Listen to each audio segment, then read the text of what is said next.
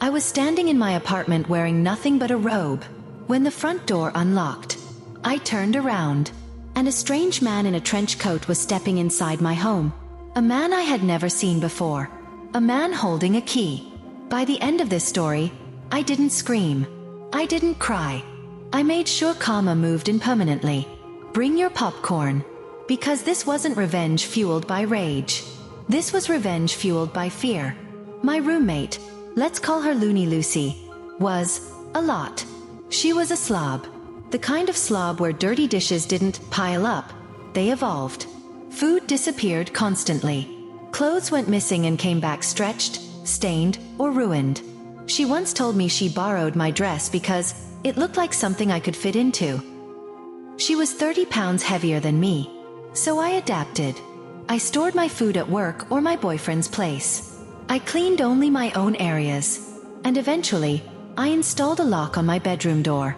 And here's the thing. I would have kept tolerating all of it. Because Loony Lucy had one saving grace. She was quiet at night. No parties. No guests. No surprises. Which is why we had one sacred rule. The cardinal rule. No one gives a key to the apartment without both roommates agreeing. Not even my boyfriend of over a year had a key. That rule was the thin line between chaos and safety. And Lucy obliterated it. Unbeknownst to me, she'd met a guy online. Long distance. Several hours away. 2 weeks after messaging him. Not dating, not meeting, messaging. She invited him to stay for the weekend. And because he was getting into town before she got off work, she mailed him a key. A key to our apartment. A stranger. With a key. And I didn't know any of this. The breaking point. That afternoon, I was doing laundry. Wearing only my Victoria's Secret robe. Planning to shower right after. Then I heard it. Click. The unmistakable sound of a lock turning. I looked up, and the door swung open. A thin man stood there. Trench coat. Sunken eyes. He didn't say anything. He just stared. My body froze. My brain screamed run, but my legs didn't move. Then he stepped inside. That's when instinct took over. I screamed, bloody, animal terror, and hurled the laundry detergent straight at his head. It hit hard. I bolted into my bedroom, slammed the door and locked it. He started yelling that it was okay, that he was Lucy's boyfriend. I screamed back that I didn't care who he was, that if he didn't leave immediately, I'd call the cops. And my 6'4", built like a tank boyfriend, he left. To his credit, he even locked the door behind him.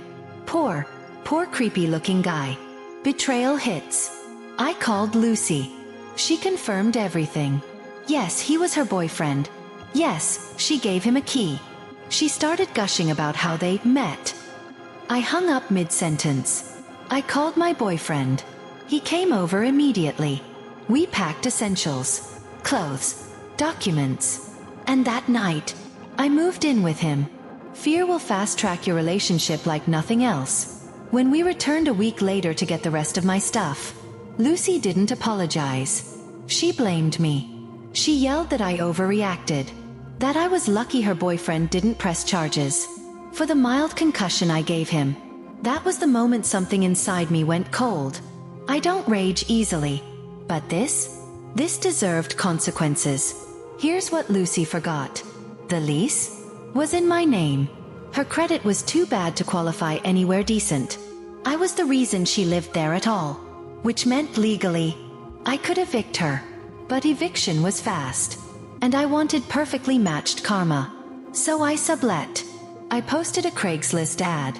A generous one. I'd cover the deposit. Pay the first 2 months' rent. Handle the sublet fee. But I was honest. I warned them exactly what Lucy was like. Then Kevin messaged me. Kevin didn't care about stolen food. He ordered takeout. Kevin didn't care about borrowed clothes. Obviously. Kevin admitted he was a slob. And then he told me something important. Kevin was very active in the singles scene. Lots of guests. Lots of overnights. Sometimes for days. I smiled. Kevin was perfect. Kevin moved in. Lucy called me screaming about a strange man claiming he lived there. I calmly explained the sublet. Then I muted her. The voicemails poured in. She was cleaning non-stop, taking out trash, begging. She couldn't move out. Her parents wouldn't take her back. Kevin told her if she stopped paying rent, he'd change the locks. Weeks later, she called again, crying. Kevin was bringing men home constantly. Sometimes they stayed for days. She begged me to fix it. I said, yeah, having a roommate who hands out keys to strangers without your consent is a bitch, isn't it? Silence. Then sobbing. I hung up. Revenge doesn't always look like yelling or destruction. Sometimes, it looks like letting someone live in the world they created. If this story gave you chills, hit that like button, subscribe for more real revenge stories, and tell me in the comments, what's the worst roommate you've ever had? Because trust me, karma always finds the right address. Relieved face fire.